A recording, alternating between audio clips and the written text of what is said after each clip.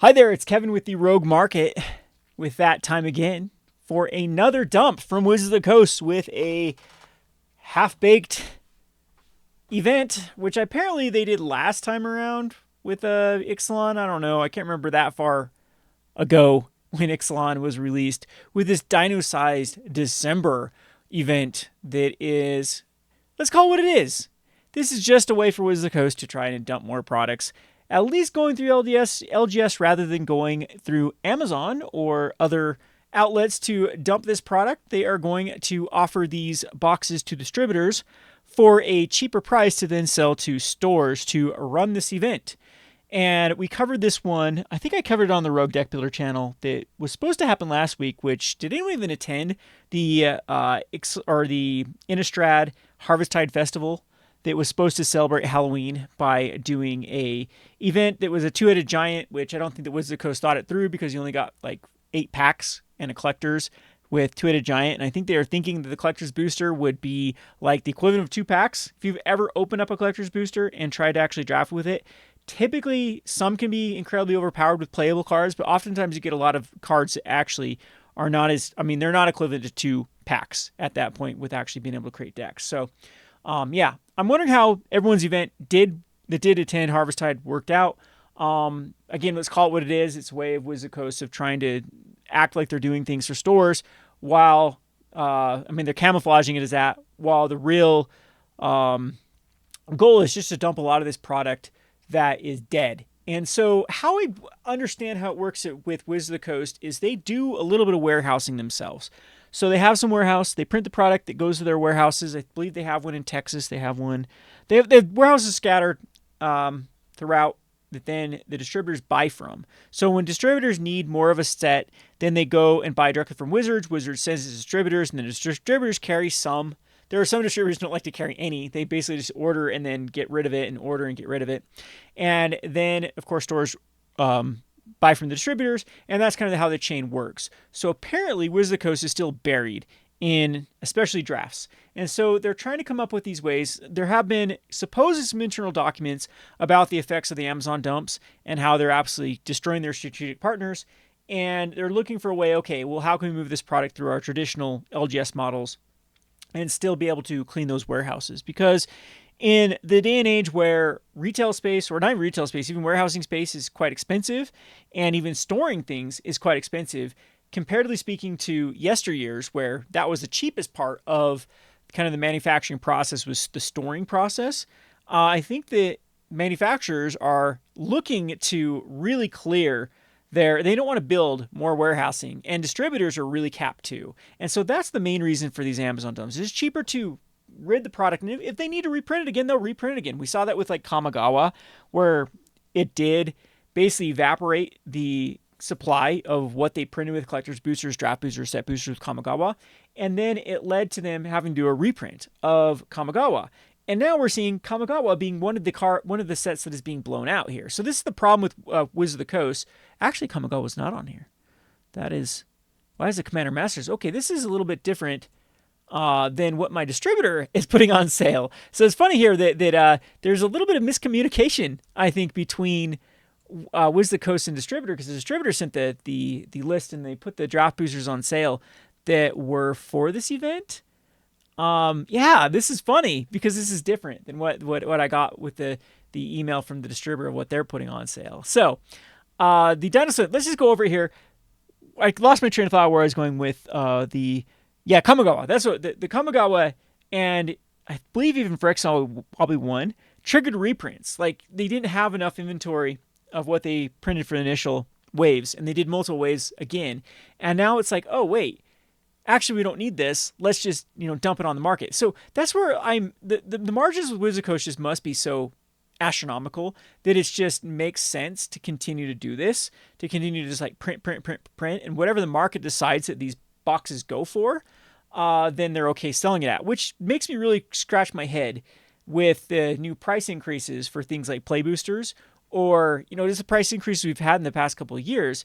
If Wizards of the Coast is making such insane margins, then why do they need to have the price increase? And B, the market is absolutely rejecting these new prices. And we're seeing that the market is willing to pay like 150-ish for collectors, and they're not willing to pay over $100, so less than $100 for draft boosters.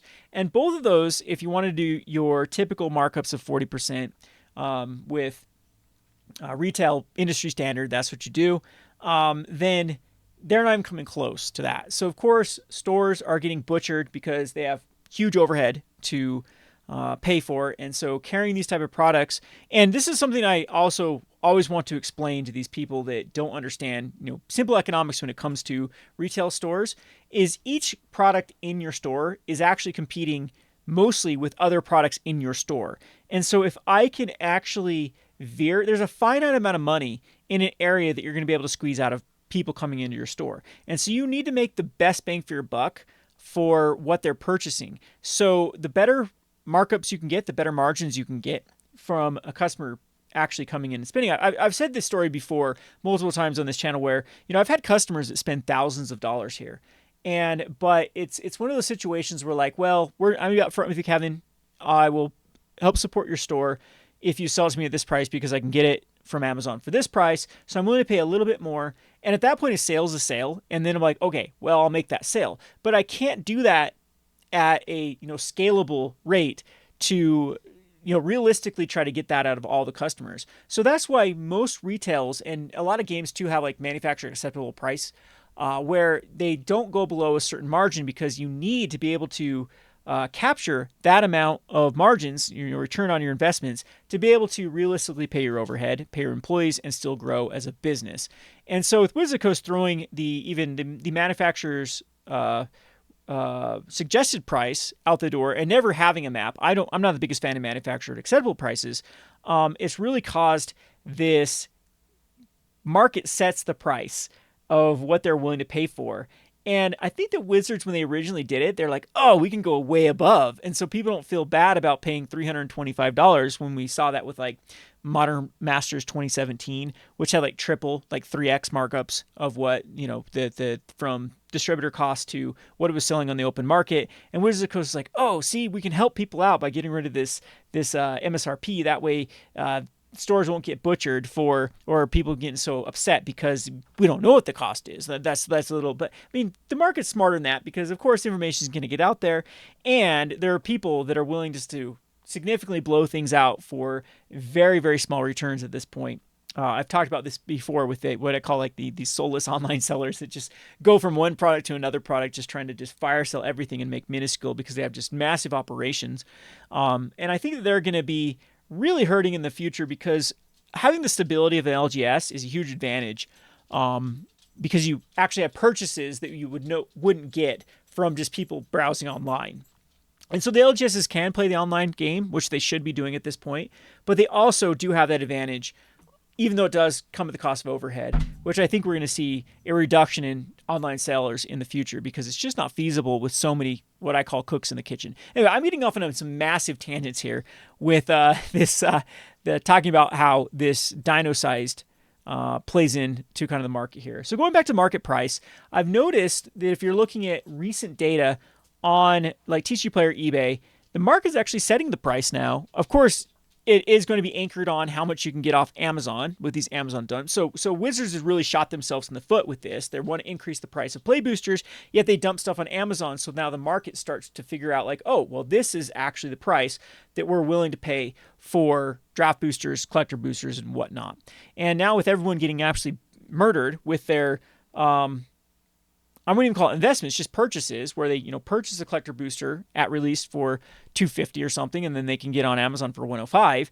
That is just causing this, I'll just wait until it goes down. I can be patient. I don't need things immediately. And in fact, with Wizards of the Coast, so just a plethora of things that are going wrong right now with Wizards of the Coast with killing events. So one of the things that used to really, really drive the prices up of sets was people needed them for tournaments immediately for like a new master or new modern tournament or pioneer tournament, or specifically when they used to have the standard scene where there was a lot of tournaments right off the bat, Grand Prix and things that did qualify for Pro Tours, where you needed the latest standard cards. It led to people needing the product now. Commander is not that type of format. Everyone has 15 Commander decks already. And so upgrading a Commander deck with the latest card out of Caverns of Ixalan, or maybe even trying out the new Caverns of Ixalan, everyone is so fatigued already. We have so many options. We have, plenty of decks to play with. And cheaper decks now from maybe sets that people have missed. So maybe you missed Baldur's Gate. Now you can get Commander decks for way cheaper than they were released at that time, or Commander Masters now. There are plenty of products now competing with that. That Commander's like more of a patient kind of market. So people aren't willing to splurge or pay overpriced for latest sets for upgrading Commander decks or playing the new Commanders. So what that's caused now is patience, in the market, which then leads to dumps, which then leads to getting a price anchored now at this new lowered price. So it's laughable with these increases in product when the market has just rejected that. And this is just one of these events that has absolutely proven that. And then I'm going to show some data here with TC Player that shows just, the evaporation of box values of where now people are trying to figure out. And again, Wizards of the Coast shot themselves in the other foot by killing the equity of reprints, or the kind of confidence in your cards are going to maintain value. Let's not even talk about going up in value. Let's just strictly talk about maintaining value. So feeling good about the purchases you made and knowing that, okay, it's not going to be worth less in 3 months. So Wizards of the Coast is shot. They'd have no feet left because they've shot themselves in their feet so many times. They've been obliterated, no more feet whatsoever. So Dino-Sized December event, let's actually go through that. So this is just, again, these events are so dumb. So what they're doing is they're just adding a pack. So it's a four draft booster pack draft.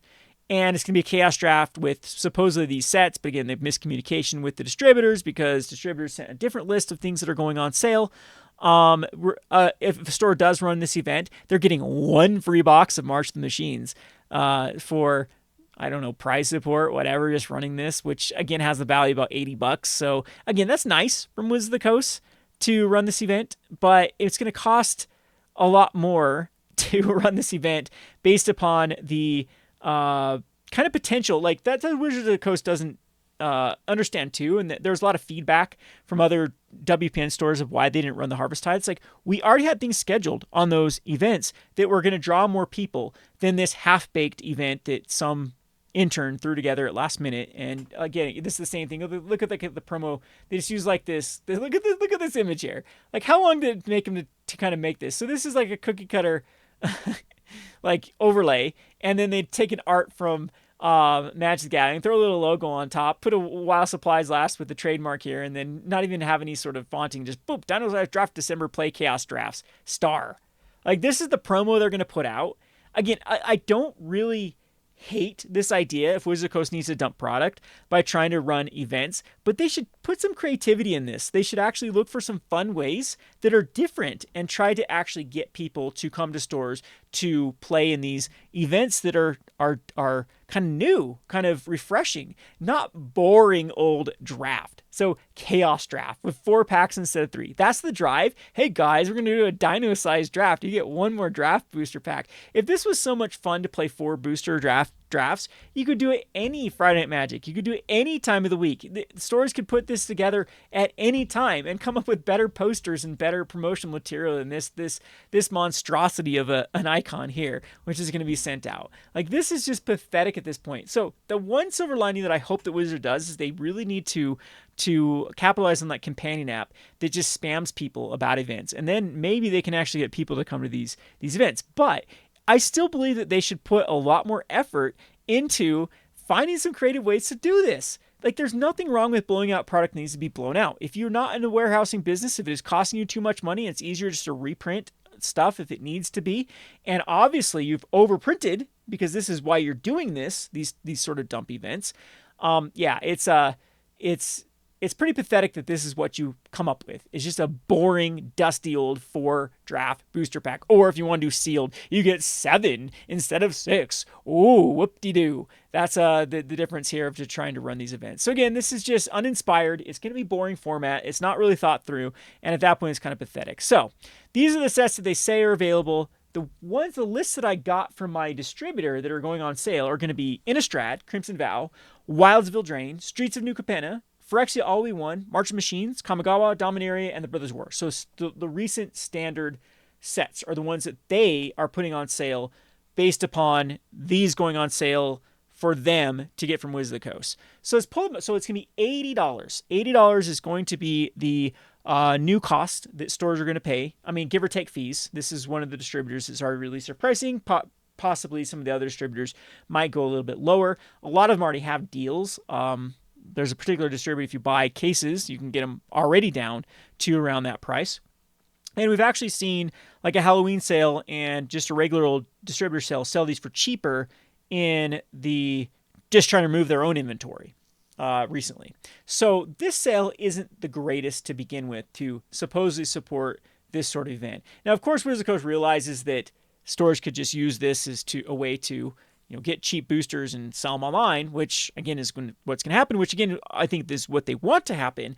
And it is them pivoting a little bit away from the Amazon. I'm thinking they're going to do it simultaneously, but at least they can say, hey, well, stores, we're doing stuff good for you too. You can get $8 booster boxes. Let's check out some prices though. Let's look at the laughable prices. Let's start with the first one, the oldest booster box, which is Crimson Vow. So I can get these now for, actually this one is still on sale. Like I can get it for $80, but I can get it for actually cheaper from others for $75. So $75 is my cost. We are, quite a ways down before we even get to where I could just buy off TCG Player and actually get it for cheaper, shipping included, coming to my store for $65.89 for the cheapest one. The good news is, like I said, the market's actually responded quite well for this cheap. It's not like these things aren't selling. Like there's a lot of booster boxes in the past. This is just the past week that there's been a page full of booster boxes that have been sold. So it's not like these suckers aren't selling. It's not like Magic isn't being played. It's not like this is, in the scope of things, I still think Magic the Gathering is a hot market. It's just that Wizard of the Coast has not been able to transition from the pandemic days of free money and fraud that is massively going around the market of people having so much money from just, like I said, fraud and other things to be able to throw into. And what I like to call about fraud, I've talked about this on this channel before, is a lot of the main players in this, what I call fraud, were big stores in Magic the Gathering. They were the Card Kingdoms, the Cool Stuffs, the Star City Games. Those are the ones that were taking out these massive free loans that did not have to be paid back and immediately investing it in sealed product. And so they've kind of caused this problem. Like there's a lot of players that have caused the demise of the market that's going on right now. They've, again, shot themselves in the foot because no one's really respected. But the problem is with like markets is everyone needs to respect the reality of the market. Or otherwise, if there's like one bad actor, they make out like bandits while everyone else, plays by the rules and tries to create a healthy market. So everyone simultaneously has caused this market crash to occur. Even like channels like mine, like the Rogue Market, have like talked about, hey, maybe you should get into this product. Like I've contributed to people overbuying, over speculating, and whatnot. And we're in kind of the situation we're in now because of all of the above. But again, I didn't take out any of these predatory loans and whatnot that never had to be paid back. That's the thing that really irks me, is those are the really unintended consequences, because this wasn't actually money that was risked. These were stores that knew they were making record sales right off the bat, and they were, these were supposed to be, paying for employee costs when they were making record profits, and all it did is it went to be reinvesting back into sealed product to try to make like huge gains later on. Now they're not making huge gains, but it was still free money that made less money than what they spent it if they would have just kept it. Anyway, I digress. I've talked about this in the past before, and it's just a mess of a situation which eventually the market is going to have to correct. And unfortunately, collectibles, especially Magic the Gathering and Pokemon, get hit the hardest by that crap. So anyway, back to Innistrad Crimson Vow. So this sale, of course, does not make sense. So again, I wish it was something I could offer that you could, save $1 on this little sale. But Crimson Vow, we can especially delete here because it is not worth your money to go this route rather than TCG Player. Let's go on to the next oldest set, which is going to be Kamigawa. Let's go to Kamigawa here. This one's interesting because this set continues to recover after every dump. So this one's been dumped for $80 plenty of times, but the cheapest one now is back up to $97. So this one does make sense even after fees. You make some money. Yeah, you definitely do at $97. So $80. This one's actually interesting.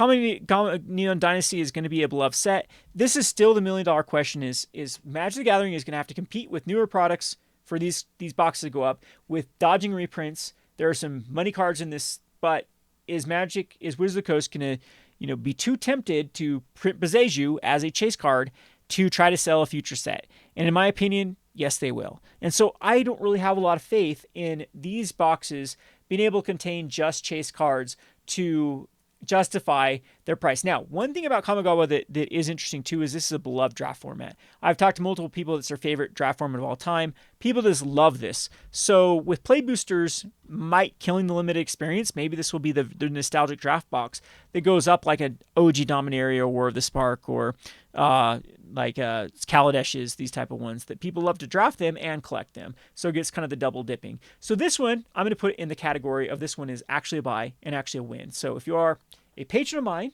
or whatnot, if you can grease my wheels here, I can definitely get these ones for $80 a draft booster. On to the next one, which is New Capenna. This is another sad box here. So this one has not as bad as Crimson Vow, but it's got plenty of pages being sold for $66. So again, though, if you look at this, it's actually a little bit weaker than Crimson Vow, but there is quite a bit of movement still for New Capenna draft boxes, which is very interesting. And once it gets to a certain price, of course, it just makes sense to buy. And I'm also expecting once we do get like the TCG Player 8% kickback, and usually that's on singles. They do it on sealed though, don't they? And again, if you go on like the eBay holiday bucks or the whatever the promotional bucks, this is where these type of draft boosters I definitely think are going to move. Now, New Capenna is kind of like the sleeper, like Ikoria. It's got the land cycle, which is really, really good. That unless they get reprinted, they're going to just go up, up, up. And with like the domain effects lands being very popular in both Pioneer now and even in Modern, these are going to be staples for a long time with basic land types matters with having the tri-lands that have those basic land types. So I do like New Capenna. I think it's a lot better than Crimson Vow, which really doesn't have anything going for it. And this one actually does. However, overprinted collector's booster boxes are still very cheap. There are still pre-release kits for cheap. There are still set boosters, bundles. This was just a very, very horribly received set that has a lot of products still out there on the market. So I'd put this one right now in the category, of course, not buy for $80. This is a great price, though, on the open market to pick up these draft boosters. And the million-dollar question again, will play boosters actually start to make these suckers look cheaper with just inflation going up? Everyone's wages are going to start going up too. I mean, that's just a reality of how recessions work and how it recovers, is we never go back to where we were. We always move forward with the new reality of it. And eventually, I think the wages are going to start matching inflation increases. And now a $100 booster box from 5 years ago won't kind of have that big of a sting once the market recovers as $100 a booster box in like 2 years. Hopefully, if we see recovery. I mean, there's a lot of ifs there. There's so many things that are completely out of control. Pure speculation based on like the macroeconomics of the world of what is going on and what could happen in the future. So this one is actually interesting though. I do like New Capenna, but as now this definitely goes in the category of the do not buy at the $80 booster box price. Now we go on. I'm trying to struggle. Is it Dominaria next? I believe it's Dominaria was the next one out. This one is pretty much break even. There's a few ones still at the $80. It does go up quite starkly, but this one, I believe, actually the sales aren't as bad as I thought. This one was quite lackluster. I still believe that Dominaria United, if you're going to buy into Dominaria United, which I do have another sale going on with Dominaria United, which is collector booster boxes for $116 or $115, I think that's a better route to go. So if you're wanting to buy some product, of course, if you want to draft it, you're going to draft this. But if you are going to want to buy a product in Dominaria United, I would definitely go the route of going the collector's boxes at the extremely discounted price. So this is actually pretty good too. So chalk this one up as a win if you do go the collector's route. So right now I can get these for $116. That's actually super good. So there is money to be made. They do seem like they're moving. Oh yeah, so there are boxes you put them at like $135, they will move. And if you get them at $116, that still is super, super.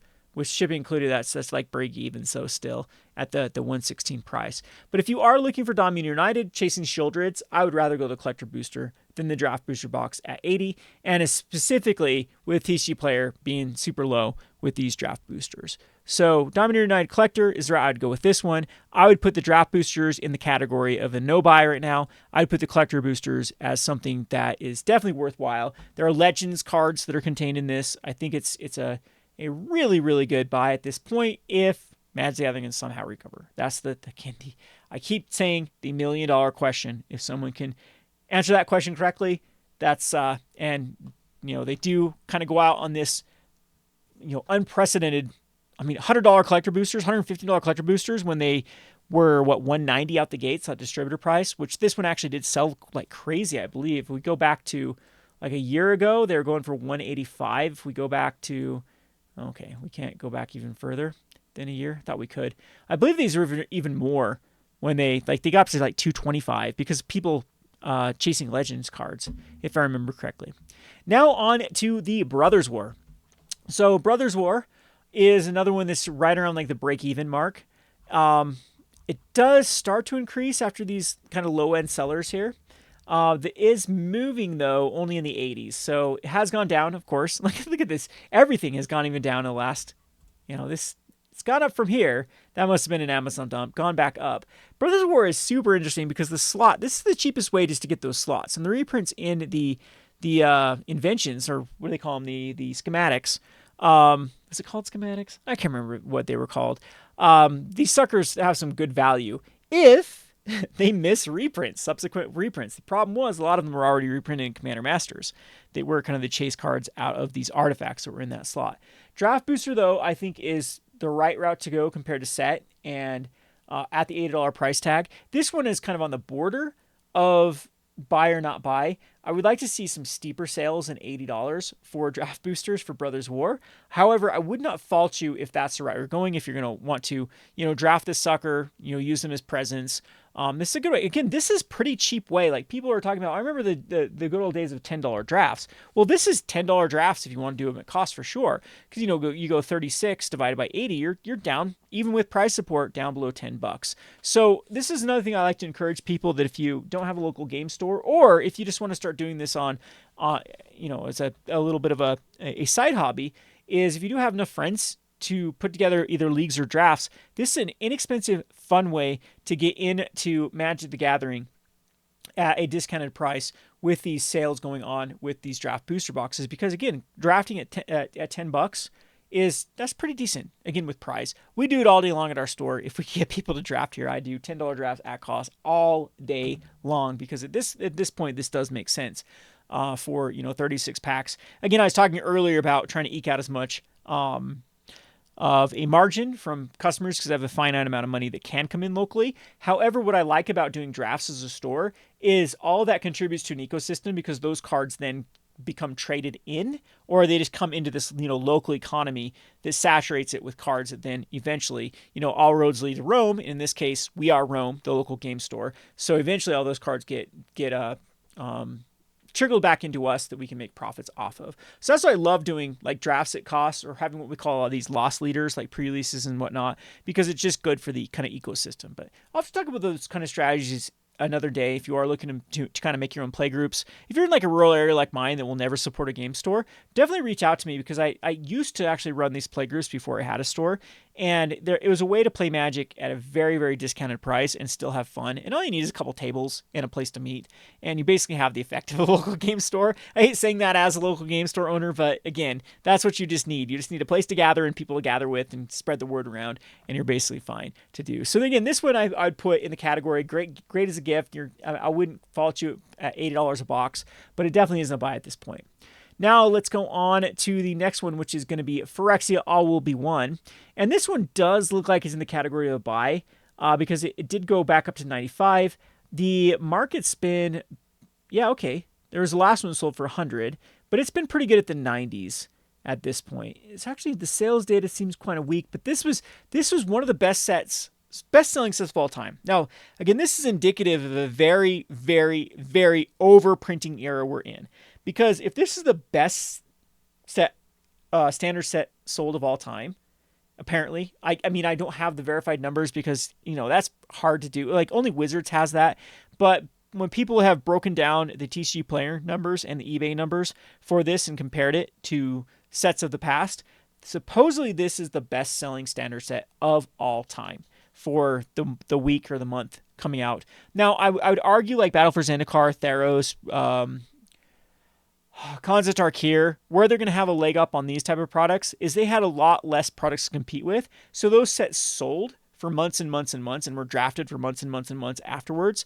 And so if you put the overall numbers of how much those sold over time, I would argue probably BFC or cons like probably overshadows something like Phyrexia. But as far as the pre-sale data and well as like week 1 through the month, apparently Phyrexia All We One is the best-selling set of all time. So we have Lord of the Rings, we had Modern Horizons 2, and we have Phyrexia All We One, which are all recent sets that are all on sale that are supposedly the best-selling sets of all time.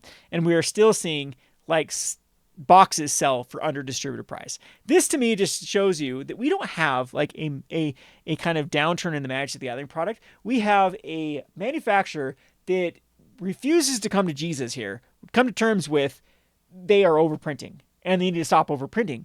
But again, it goes back to the fact that I don't think they care, because if they're making just astronomical margins on these and they don't care about fire selling, then maybe that's a better strategy, is just to completely dump stuff. If they, at that point though, are they willing to like sell these at like 60, 50? They're making huge profits on them. Why don't they reduce the prices at that point at their LGSs to help move that? And I guess this is what they're doing with this sale. Anyway, I digress. So for Phyrexia All One, I think this one is in the category of if you want to improve your position on these, if you want to buy these, I think I would not fault you. I think it's a definitely good buy comparatively speaking to the other ones. Now, next up is the March of the Machines. I was actually surprised to see March of the Machines was this cost tier. So this is one that actually has recovered.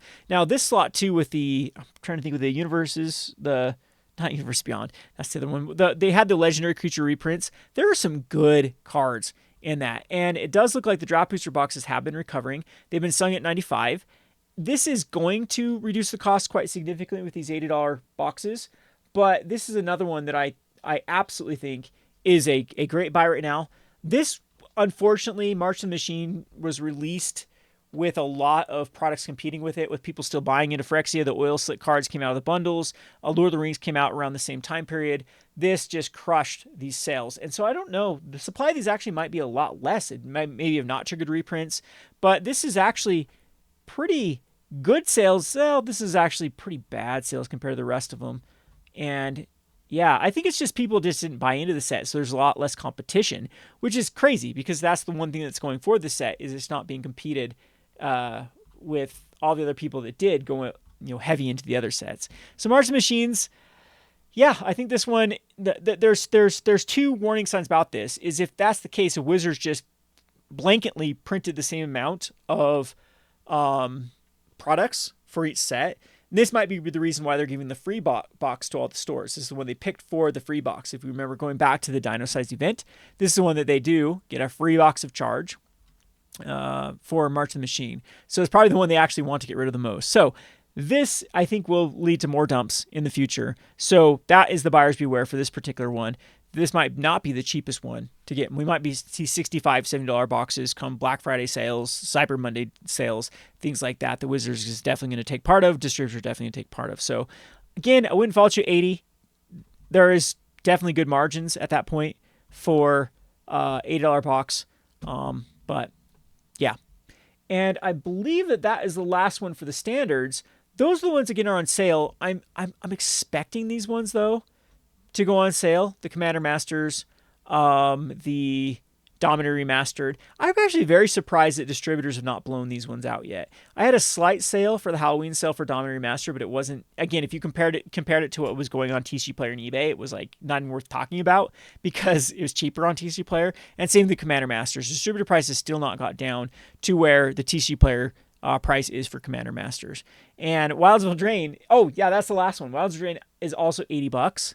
I forgot about that one. That one is also on sale. So let's actually look up Wilds of Eldraine booster box.